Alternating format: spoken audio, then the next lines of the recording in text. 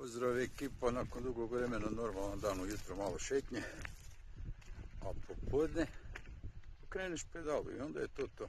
Gledajte koja je to ljepota. Koja je to divota, jesen, onak, full, kako mora biti. I lijepo je toplo, mislim, po procjeni prek 20 na suncu garanta. Nije to temperatura zraka, ali osjetio sam jer morao sam skinuti jaknu i to čim sam krenuo.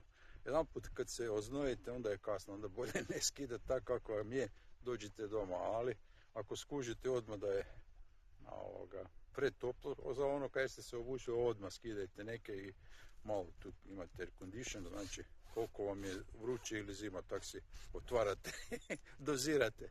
No da, ekipo, nadam se da bude ovaj cijeli tjedan takav, nisam gledao prognozu, ali uživam na maks. Poslije ću opet morat raditi šta mogu. Pozdrav.